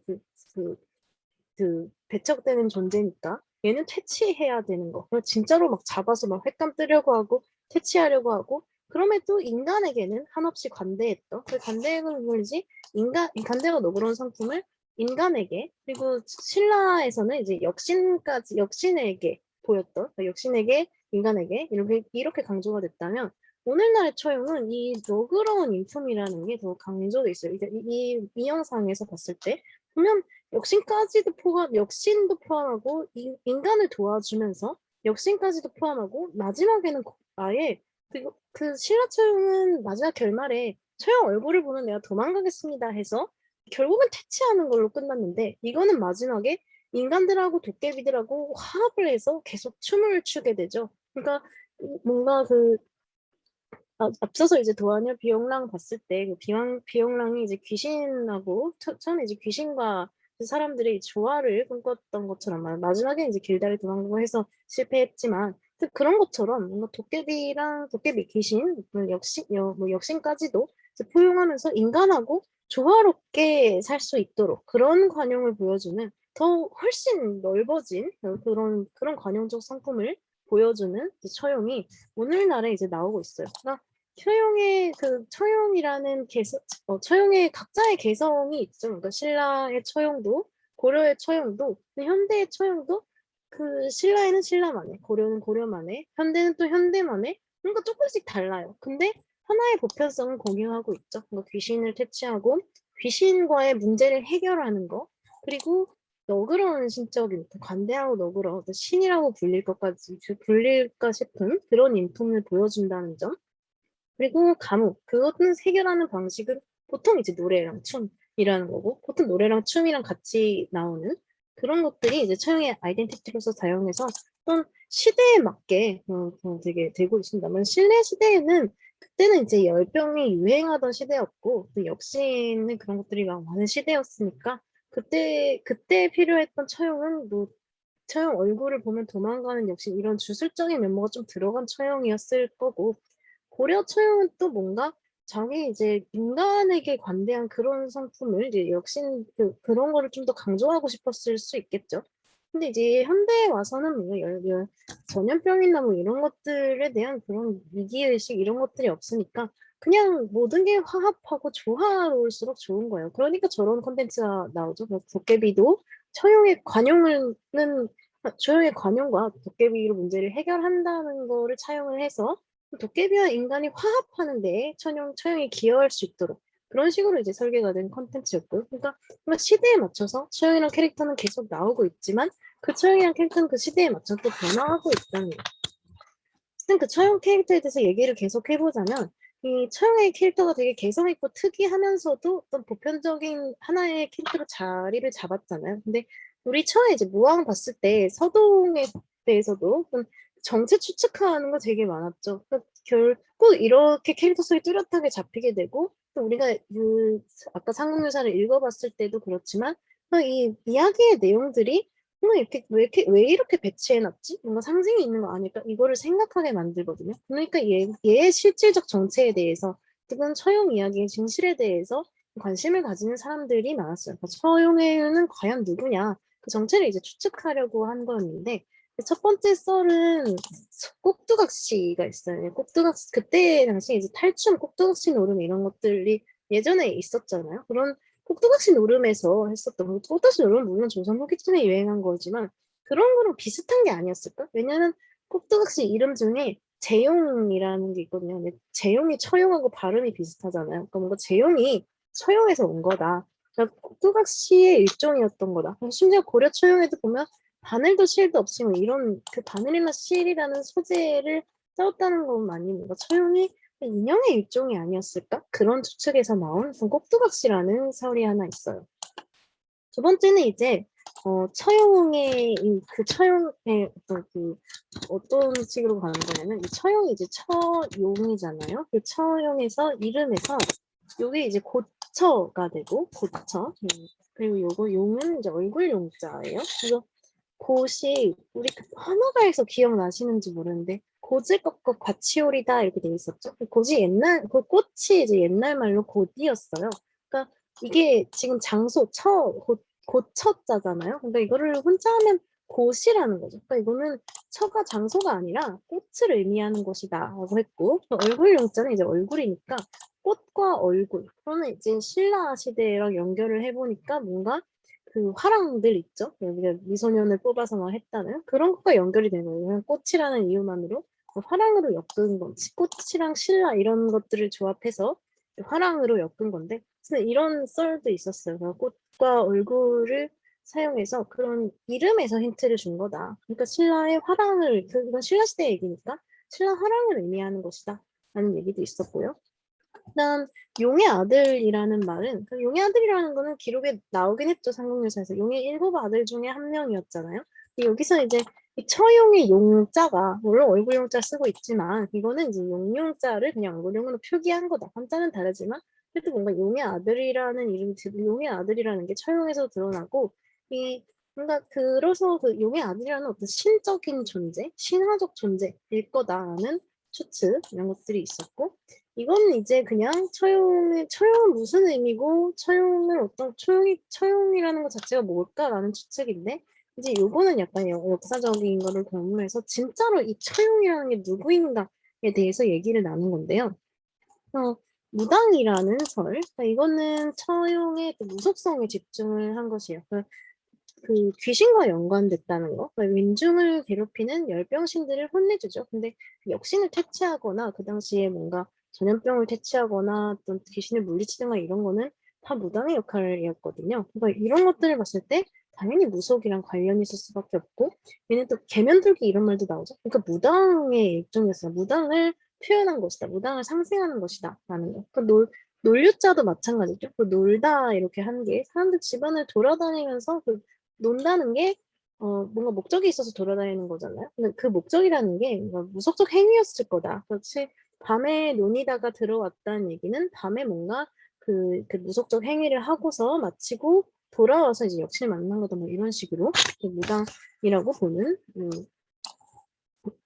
뭐 설이라고 해야 될까요? 그런 것들이 있었고 그 다음에 이제 이거는 이제 거기서 많이 우리 학생들 중고등학교 때 처형의 정체에 대해서 표현하거나 하면 꼭 나오는 거 지방 호족의 자제. 왜냐면 역사적으로 엮기가 좋거든요. 그러니까 지방 호족들이 그때 이게 울산 지방에서라고 이제 울산이라고 밝혀져 있으니까 그 울산 지방에 있던 지방 호족들을 표현한 거다. 이런 말이 이런 말? 그러니까 네, 이런 말인 거예요. 그러니까 이런 설인 건데 지방 호족들이 그때 당시에 이제 지방 호족과 중앙에 좀 갈등이 있어서 그 용이 궤변을 부렸다 막 이러잖아요. 그 안개나 구름을 막 이렇게 미혹하게 해가지고 그런 것들이 그 지방 호족의 중앙에 대한 도전이다. 그래서 이 중앙에 대한 도전을 하니까 처용이라는 사람이 그 서라벌에 들어와서 왕정을 보좌하게 되죠. 그러니까 이거는 인지를 상징하는 거다. 그래서 지방 호족의 자제 하나를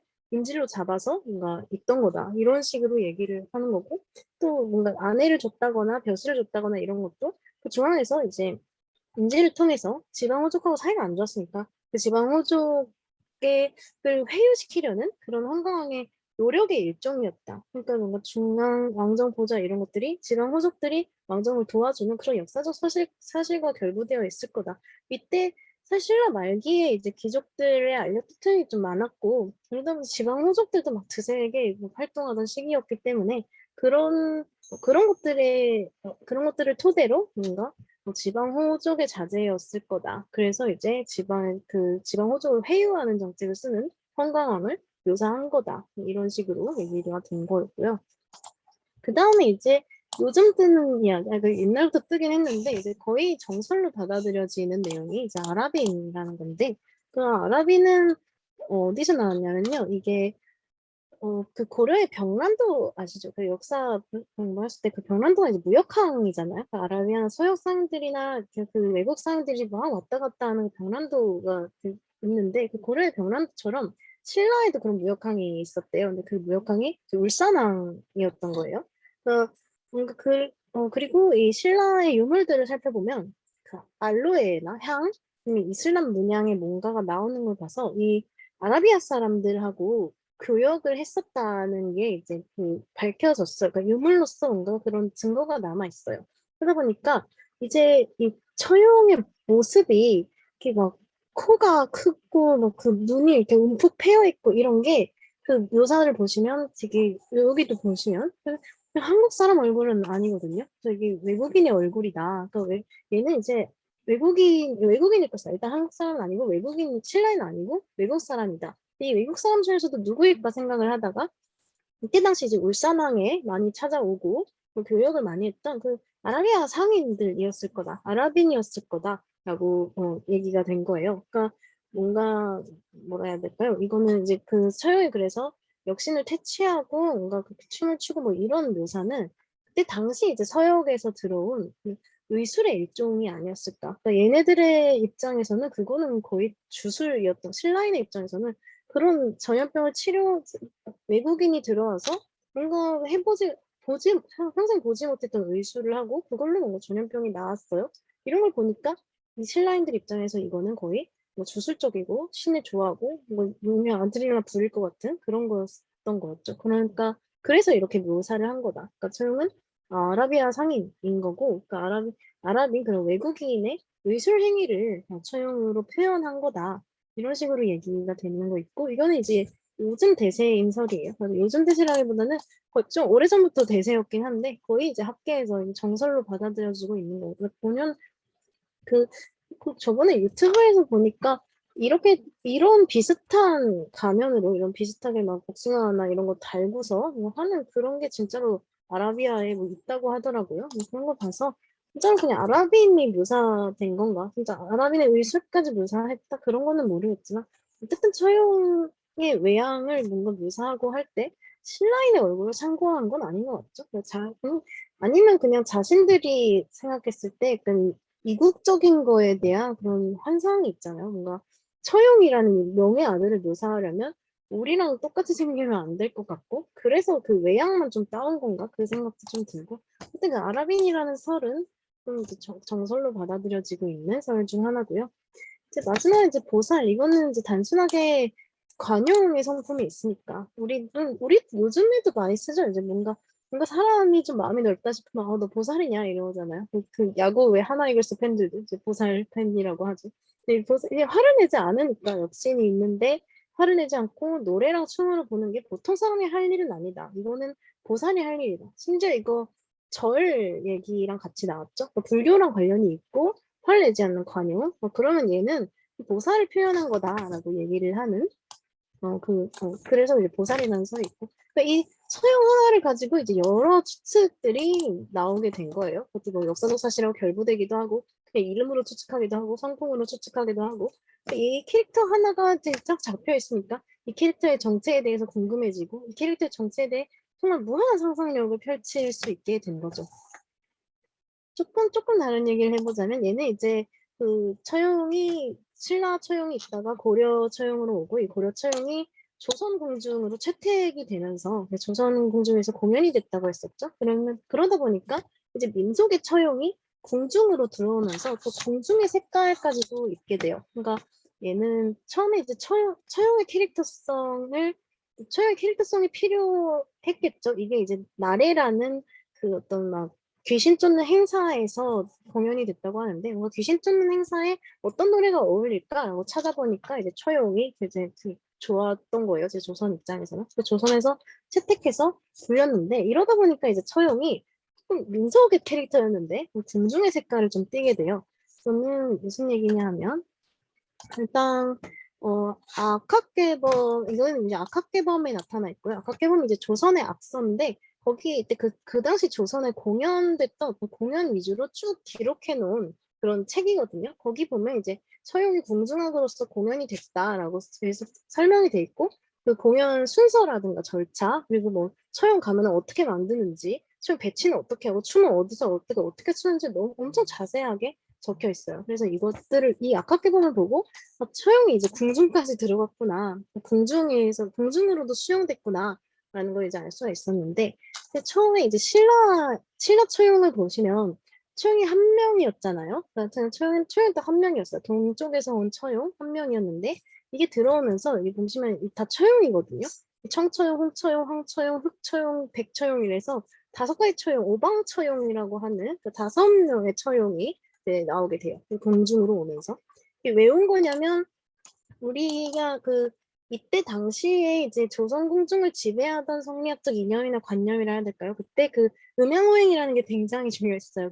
얘네들은 성리학 덕후 수준이었기 때문에 음양오행 이런 것들을 굉장히 중요시했고 그러다 보니까 이제 궁중으로 처형을 들어오면서 그 궁중의 색깔을 입힌 거죠. 그런 것들이 이제 그게 이제 우리가 눈으로 볼 수 있는 게 이제 음양오행에 따른 또 오방색의 관념 같은 거.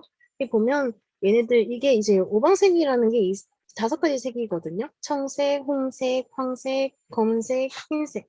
우리가 어 그 우리가 이제 우리도 이제 음양오행이나 이런 것들을 막 사주 이런 것들을 통해서 많이 하잖아요. 얘네들 보면 이렇게 이 배치도 다 정해져 있어요. 황색이 가운데고 여기 청 동쪽에 백은 서쪽에 이게 남쪽에 홍색 있고요.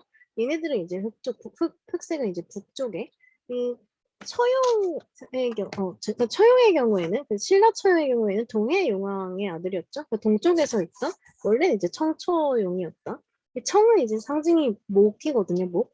이 목이라는 오행과 그리고 청색 이런 거는 그 왕성한 복이나 봄 그리고 그 벽사, 그 귀신 쫓는 그런 것들 그런 색깔과 의미로 쓰였다고 해요. 그래서 이제 처용도 오방관념에 맞겠다. 얘 데려와서 이제 오방처용으로 이제 늘려가지고 한 거고 청색 그리고 얘네들 보면 여기서 이 황이 여기 있으면 얘네들이 춤을 출 때 청색하고 홍색이 같이 놀고요. 이 흑색하고 백색하고 같이 놀고요. 이 황색이 이제 대무를 할 때 춤을 출 때도 흑에서 청으로 홍에서 백으로 이런 식으로 돌아가면서 춤을 춰요. 이것도 이제 음양오행하고 관련이 된 건데 여기 보시면 이제 사주에도 잘 나오는 건데 원래 목화, 토, 금, 수 이런 식으로 이제 이 순서로 가야 뭐 상생이라고 해서 되게 좋대요. 그래서 뭐 수화를 상생하고 뭐 사를 토를 상생하고 이래서 이렇게 뭐 조화롭게 가야 뭔가 조화가 이루어진 거고 잘 되는 상태라고 하더라고요. 그리고 그래서 이 옆에 있는 그 있죠? 이 화목 요런 것끼리 친하고 수목 이런 거 친하고 화수 얘네들은 이제 상극이라 안 친하고 뭐 이런 식으로 되는데 이게 보면 제 이름이 이제 도연우잖아요. 근데 저희 아버지가 이거를 알고서 지으신 건 아닌 것 같은데, 지금 보시면 디귿에서 화하고, 그죠? 이응은 또 토예요. 근데 토 하면은 상생이잖아요. 그리고 화토, 이렇게 돼서 저는 이름 사주를 보면 사주가 너무 좋다. 이름이 너무 좋다. 오행이 너무 잘 맞고 조화가 이루어졌다. 뭐 이런 식으로 풀이를 해주세요. 제가 이름 사주는 항상 잘 맞거든요. 근데 뭐 이런 무슨 미신일 수도 있고, 뭐 그렇지만 어쨌든 기분은 좋았죠. 그래서 이게 이런 것처럼 우리도 지금 이제 상생이나 이런 걸 쓰는 것처럼 얘네도 마찬가지로 이제 보시면 얘네끼리 놀고 얘네끼리 논다고 했었죠. 이게 청색하고 홍색. 청색하고 홍색은 목화거든요. 얘네들 목화끼리 놀고 있고요. 얘네끼리 놀잖아요. 그러니까 검은색과 흰색. 검은색과 흰색도 수금이니까 수금끼리 놀고 있고요. 중앙에는 이제 황색이 있고 그리고 이게 이렇게 쭉 돌아가면서 흑청홍백 들어가는 것도 여기에 이제 맞아요. 이 상생의 원리에 맞게 돌아가고 있어요. 그러니까 우리는 뭐 그냥 이름 사주 보고 사주 좋다 뭐 이런 거 말고 그렇게 중요한 내용은 아니지만 조선 공중에서 이거는 거의 핵심적인 중요시였고 이런 뭐 국가의 행사 같은 거 들여올 때 색깔이 있다 하면 꼭 연결되는 관념이었고 꼭 지켜야 하는 관념이었어요. 그래서 이제 오방수영을 들여오면서도 그 원리를 지키도록 노력을 했던 거거든요. 그러다 보니까 이제 처용이 5명이도록 늘어나게 되고 오방색에 맞게 그 춤들도 이제 음양오행의 원리에 맞게 성리학의 원리에 맞게 짜여지게 되고 그러다 보니까 이제 궁중의 색깔을 띠게 됐다는 또 한 번의 이제 처형 캐릭터의 변신이죠. 그래서 이제 결합과 융합으로 인한 복합성이라는 얘기인데 이건 결합과 융합은 보통 뜻밖의 말인데 제가 같이 쓴 거고요. 그러니까 뭔가 지방 그 민간에서 궁중으로 들어오면서 뭔가가 이제 좀 합쳐지게 된 거죠. 그때 민간에서는 좀 물론 절 얘기도 있었지만 무속적 이야기가 강했다는 거 벽사, 귀신을 쫓고 이때 오면서 이 처용무가 학연화대 처용무 합성이라는 이름으로 공연이 돼요. 근데 이 연화대가 연꽃이거든요. 연꽃이 막 이렇게 펼쳐지면서 막 하는 그런 불교 행사에서 연꽃 펼치면서 공연되고 그러는데 약간 무속과 불교의 결합이 이 처용이 궁중으로 들어오면서 이루어지게 된 거죠. 당연히 그러면서 이제 궁중과 민간, 즉 상층과 하층의 결합도 된 거죠. 그렇지 하층이라는 게 민간에서 즐겼던 노래를 민간에서 즐겼던 캐릭터를 궁중으로 끌어오면서 상층의 사람들도 궁중의 사람들도 처용이라는 캐릭터에 대해서 뭔가 알게 되고 얘를 즐기게 되는 근데 또 그거를 즐기는 방식은 또 궁중의 방식이었죠. 오방색, 성리학, 음양오행 이런 거요. 그 다음에 주술과 송축도 융합이 됩니다. 주술이라는 거는 이제 무속의 문제죠. 그러니까 귀신을 쫓는 이런 것들은 사실 그 민간에 조금 더 가깝거든요. 근데 이게 이제 들어오면서 왕의 행사 앞에서 국가의 행사에서 공연이 되면서 여기 조선에서 이제 국가에서 이런 공연을 올리는 건 무조건 목적이 송축이었어요. 임금에 대한 송축, 임금에 대한 뭐야 참 덕을 기린다라고 처형이 표현했던 그런 것들 마찬가지로 뭔가 임금 찬양하고 임금 덕 기리고 막 이런 것들이었는데 그런 주술적 요소와 성적적 요소가 합쳐지면서 추가적으로 새로운 이제 복합적인 성격이 탄생하게 됐다는 그런 내용의 이제 처형이 나오게 된 거고요. 여기 보시면 이거는 이제 오늘날에도 이렇게 공연을 좀 하고 있더라고요. 얘도 보면 오방처요. 자리 잘 지키고 있죠. 이 중앙에 있고 얘는 얘네끼리 놀고 얘는 얘네끼리 놀고 이제 순서로 얘가 이렇게 상생의 순서로 돌아가면서 데모하고 있다는 점. 이것도 이제 그 당시에 이제 최영무가 보는 거. 그때 이제 공중으로 들어오니까 엄청 화려해졌죠. 악기도 엄청 많고 여기 뭐 학연화대라고 했죠. 여기 연꽃 있죠. 그 연꽃 막 이렇게 하면서 학 이렇게 놓고 얘네들 처형무 놓고 처형무가 뭔가 하나의 어떤 거대한 행사 음악의 일부로 수용이 된 거예요. 그러면서 이제 그 궁중 민간의 것이 그 궁중의 핵심 공연 장치로 변遷이 되고 이때도 이제 처용의 캐릭터성이라는 거를 뭔가 그 살리면서 그 나래에서 공연이 된다든가 그러니까 그 귀신을 쫓는 그런 불교 행사에서 공연이 된다든가 어쨌든 뭔가 그 처형의 캐릭터는 계속 죽지 않고 살아서 궁중까지도 들어오고 그리고 신라에서 고려에서 조선으로 넘어오고 결국 현대까지 이어지는 그런 모습을 보이고 있습니다.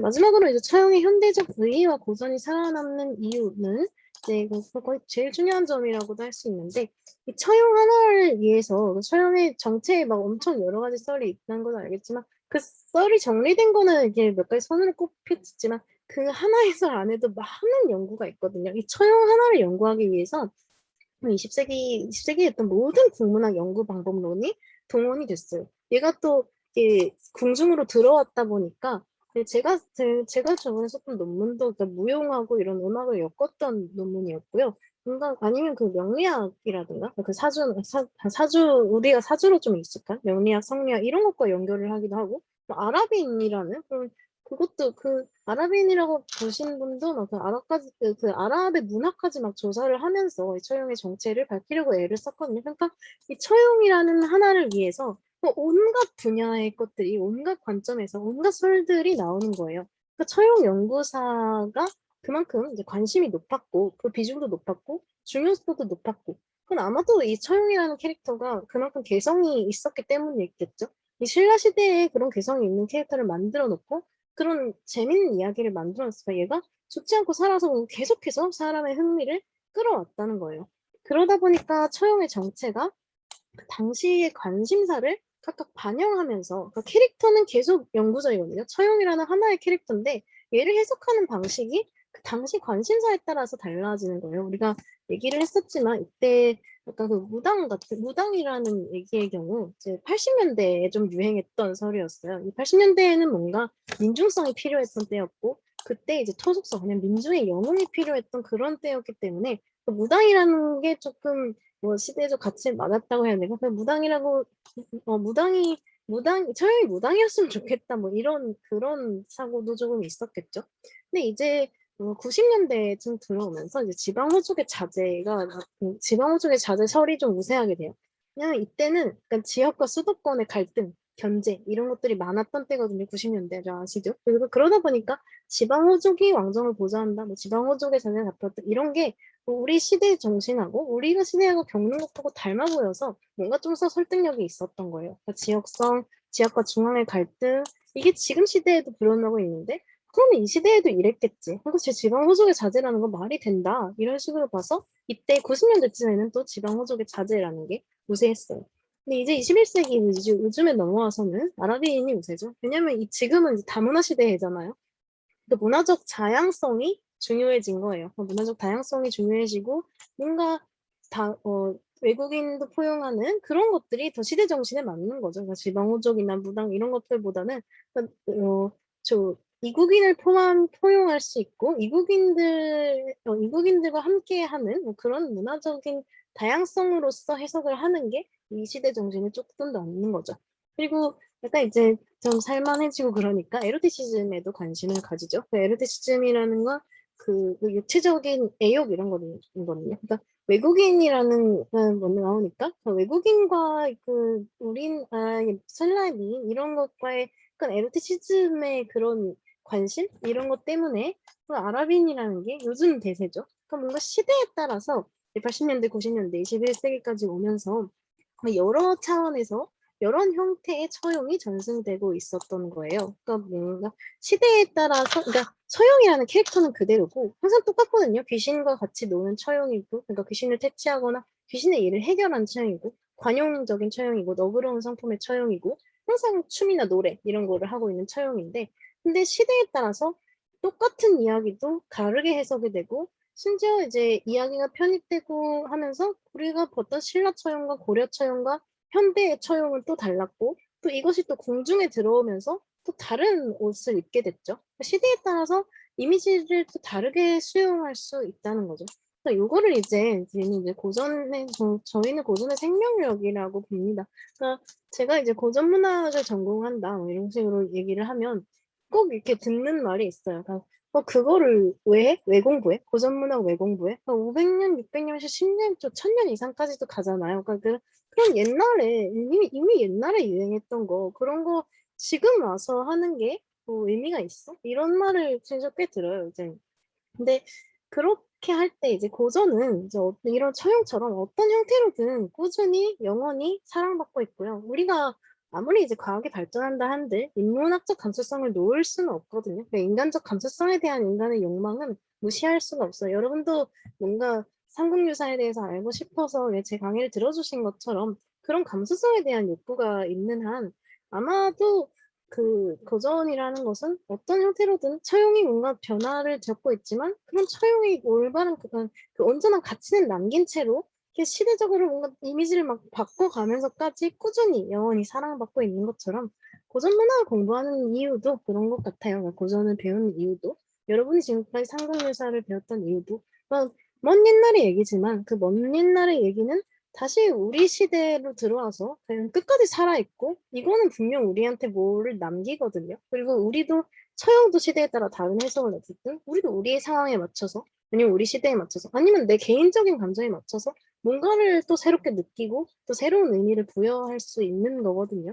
그러니까 이게 뭔가 고전이 살아남는 이유가 되고 처형의 현대적 의의이자 어떤 고전을 지금 제가 그래도 고전을 공부하는 거에 자부심을 느끼고 또 고전 문학을 공부한다는 거에서 뭔가 기쁨을 느낄 수 있는 내가 쓸데없는 걸 하고 있는 게 아니구나. 내가 뭔가 그러니까 인문학이라는 게 실용적이지 않다고 해서 배제당하잖아요. 그게 실용적이지 않은 게 아니라 이거는 인간의 감수성을 적게 하는 뭔가에 내가 기여하고 있구나 이런 생각을 하게 만드는 것 같아요. 그런 것들을 이제 최후를 통해서 좀 말씀을 드리고 싶었고 여기까지가 제가 준비한 내용인데 어쨌든 지금까지 이제 일단은 마지막까지 너무 열심히 잘 들어주셔서 감사하고요. 제가